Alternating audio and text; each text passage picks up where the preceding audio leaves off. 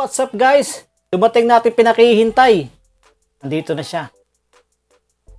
Ito na ang ating GMA Affordabox. Dumating na siya guys.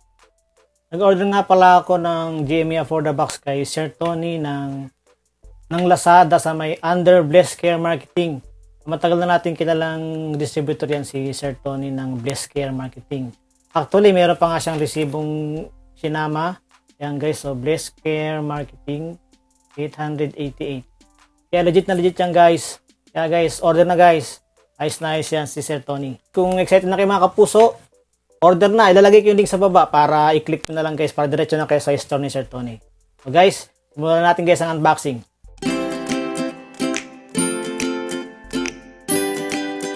Well mga kapuso, buksan na natin ang ating GMA Affordabox. Yan guys. Yan ang kanyang laman. Ang kanyang remote. Ang Affordabox remote. Yan. Ito yung pinaka receiver box niya. Yan. Yan guys. Ano siya? Kumbaga direkta siya sa ano eh. Wala siyang adapter katulad ni TV Plus, direkta siya sa kuryente 220 agad oh. Ito yung interface niya sa likod. RCA jack. Tapos isang HDMI, coaxial, saka antenna. Antenna in, antenna out. Ang pinaka-interface niya sa likod. Yung pinaka-harap naman, tanggalin na natin guys. Ito na natin. Uy, ang ganda. Nakalagay dito yung kanyang pinaka logo. GMA Affordabox. Ito yung USB niya. Alam ko nakakapag-play ito ng mga movies eh. Ito yung mga pindutan niya. Ganda, di ba? Parang nakita ko na to guys, itong receiver na to eh. Ito parang, ang manufacturer nito, parang yung sa Siseng sa may China. Siseng company. Tingnan nyo guys yung, ano, yung picture dyan sa taas. Ayan yung kaparehas niya. Kaso kulay orange lang yung pinakakulay niya dito. Sa kanya kulay blue. Maring doon siya nakipag-partner ng, ano, kanilang receiver box. Yan guys. Ganda.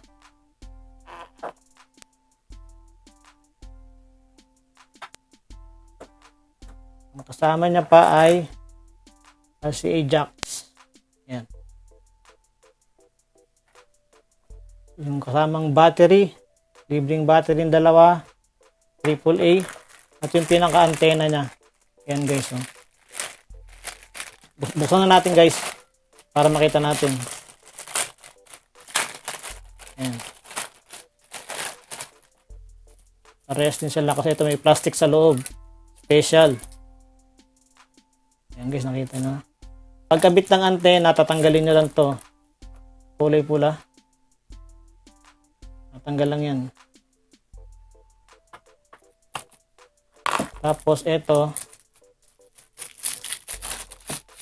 kakabit nyo lang yan dyan guys.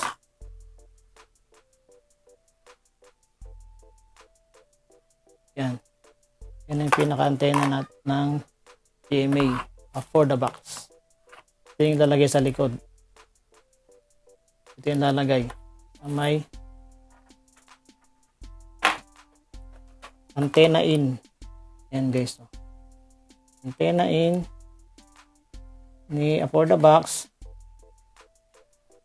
Kapag ang TV mo, ano lang, CRT type lang, yung mga tawag nila mga old TV na hindi flat screen, ito lang gagamitin mo.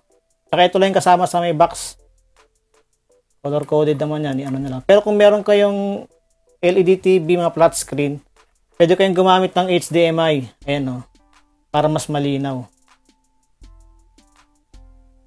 So yan guys. Yan ang pinaka-interface ni ano. Ni GMA Affordabox. Testingin na natin guys yung ano niya. Mag-i-scan natin ng mga channels.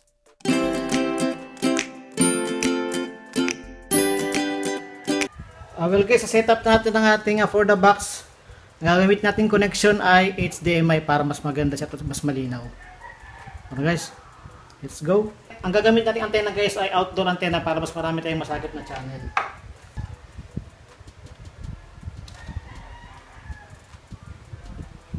Yan guys. Boot up. Ang kaya ng ng boot up. GMA logo.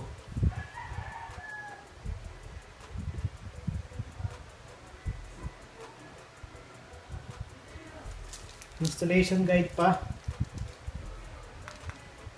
Set up natin.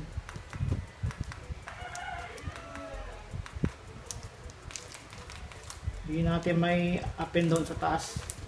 Natin maano yung region, siguro ano pa. Wala eh. Left and right lang ang ating button. Lagay natin Quezon City na lang.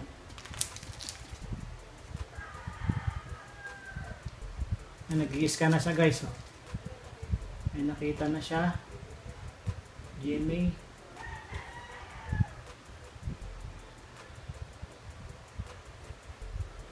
Ito yung pinaka frequency ng mga channel. Ito yung pinaka progress na guys. Siguro pagka punta na yun dito tapos ng scanning niya.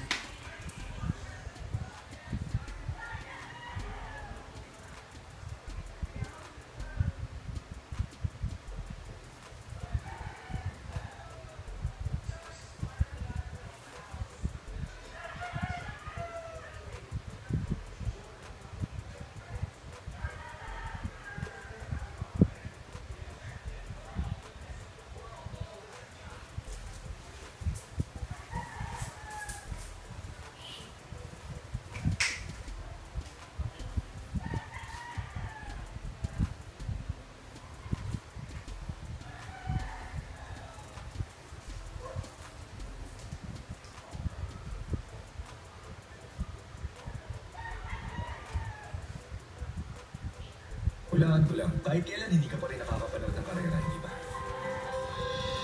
Ayan na guys, ang ating channel. Ang channel 1 ay GMA. Channel 2 GTV Art of Asia.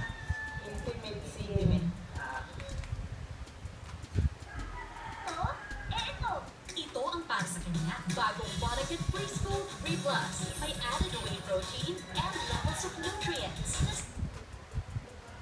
Channel 5. So therefore, umabot ang higit 10 minutes. Just thought because you have a crush on me. Nang mabuti, crush ka na agad. Wow! Pero yung laking states. Where are you going?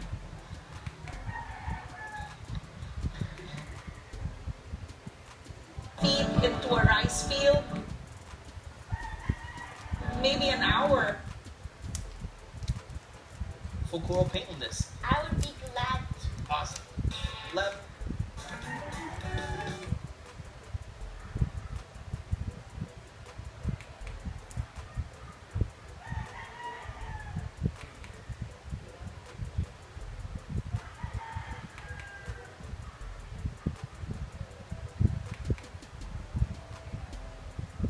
Oh, I think I can get this. Hold on to it for a second.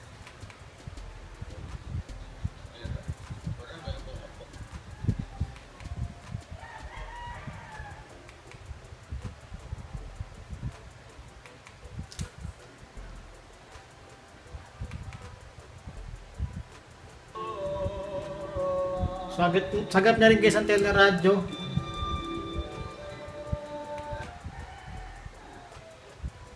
Nililigaw na po as we enter the third quarter. Shona yu, radyo inquire no benebenta. Game channels. Keep tabs on your children. Right there.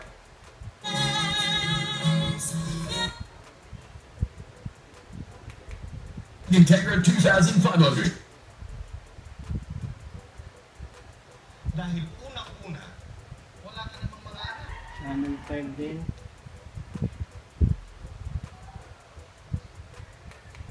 Bali, dalawang frequency kasi ng channel 5. So, ilang channel lang siya? 35 channels ang nasagat niya, guys.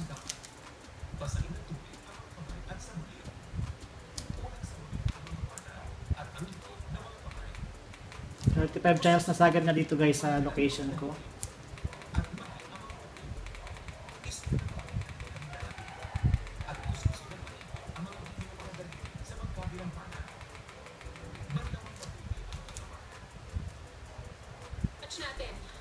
Yan, guys. Tingnan naman natin yung pinaka-settings niya. Best menu. Yan, guys, yung pinaka-settings niya. Program edit, electronic program guide, transparency, channel search, auto search, saka manual search. Yung country, guys, hindi ko pa maano tong pamabago tong region eh. Baka siguro sa masusunod na update mababago na yan. Bali, ang maano lang natin, ito lang muna ang city municipality, magagalaw natin, maiiba natin. Yan pa lang. Hindi tayo maka up button. Left and right lang magagalaw natin. So Quezon City lang muna tayo ngayon. So system, set password, factory default, information, software update. Inaganap ng information ito, guys. May naganap din yan. Pinaka model number nya GMA STB 6na7, software version February 27, 2020. Hardware version nya ay 7805 underscore DDR3 underscore ISDBT. Itong USB, testingin natin ito mamaya. May multimedia, photos tsaka videos. Sasaksakan natin yan ng USB. O kaya kung meron kayong mga pelikula sa USB o kaya sa HDD, pwede na kayo manood dito, guys. Kahit yung ang TV nyo lang hindi LED, mga CRT TV, pwede na kayo manood ng mga movies dyan, guys, pag meron kayong pelikula sa USB.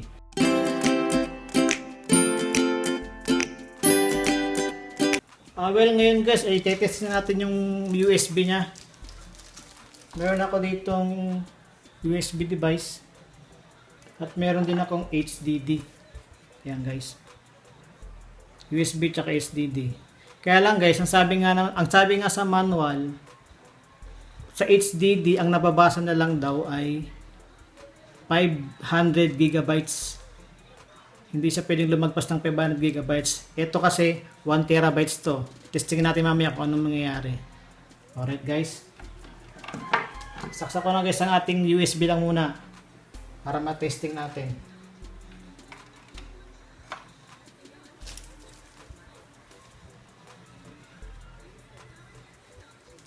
Okay na.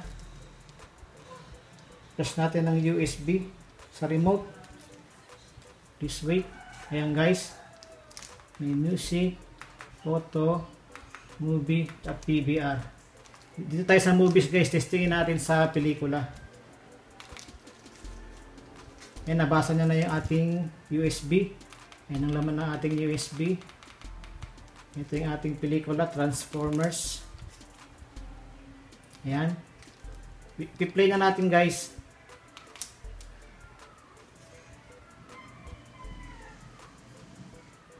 Wait lang natin. Ayan, nag-play na siya, guys. Maliit siya. Kung gusto mong palakihin, nakalagay, press mo yung kulay red para sa full screen. Press natin yung kulay red. Yan, guys. Ating movie. Pwede na tayong mag-manood ng pelikula sa USB. Hindi katulad kay TV Plus. Si TV Plus hindi mo magagamit yung USB sa kanya. For upgrade lang kasi yung USB nun eh. Dito kay GMA for the box, yung USB nakakabasa ng music, picture, tsaka ng movies. Guys, ang ating movie, Transformers.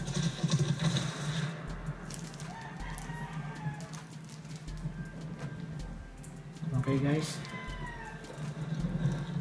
na natin. Subukan naman natin ikabit yung ating 1 terabytes na HDD kung kakayanin niya ba. Kabit na natin guys. Kung mababasa na rin ba. Ito maraming pelikula to eh. Press natin USB. Please wait. Ayan guys, ayan ang ating menu sa USB. Tingnan natin yung movies. Kung kaya niya mabasa.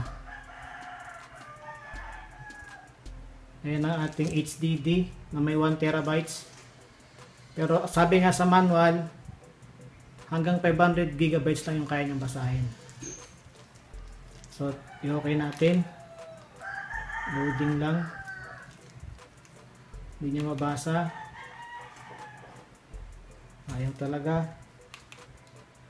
So, tandaan nyo guys, hanggang 500 gigabytes lang talaga palang kaya niya. Hindi niya kaya ang 1 terabytes. Testingin naman natin ngayon guys yung yung PVR function ni GMA for the box. Yung kanyang recording function niya. Nakasaksak na yung USB.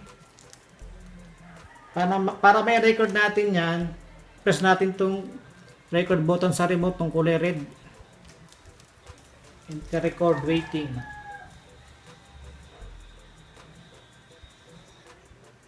Yung guys, parang nagkaroon na ng doon. Nagbi-blink. Nagre-record na siguro siya. Ma-record siya guys sa USB. Mamaya check natin mamaya kung na-record niya itong na to.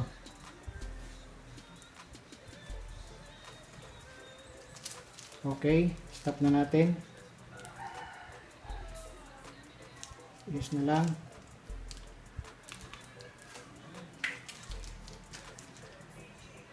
Check na natin guys kung na-record na natin. Press USB. So tayo sa PVR.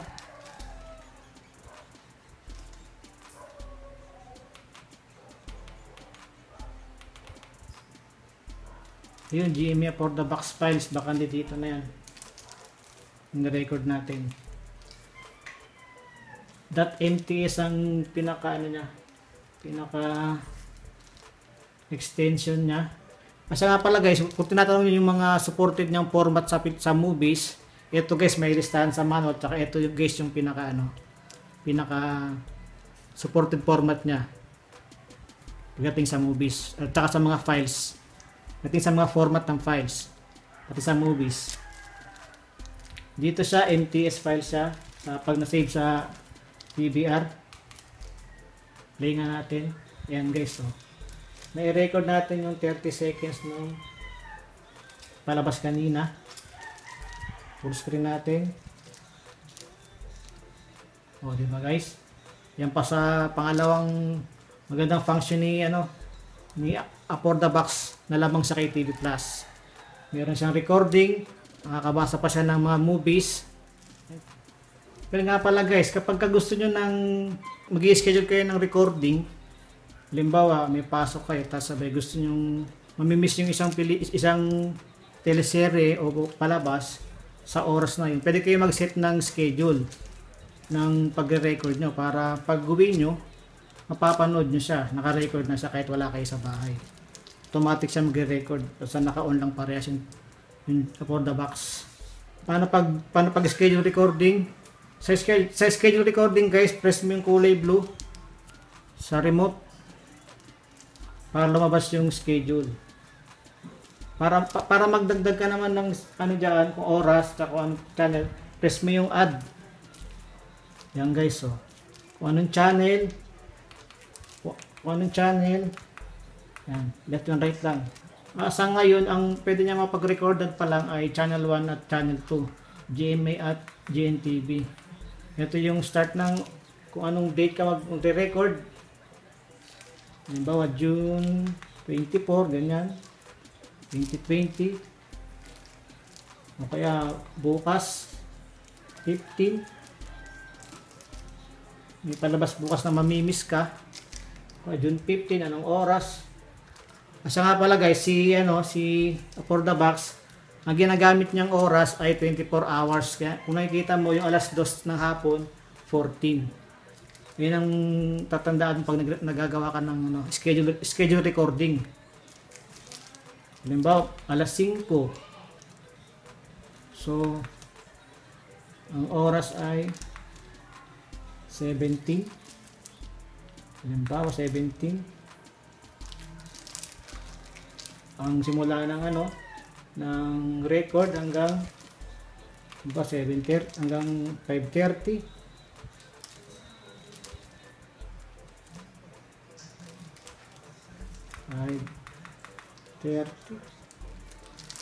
Ayan ba guys,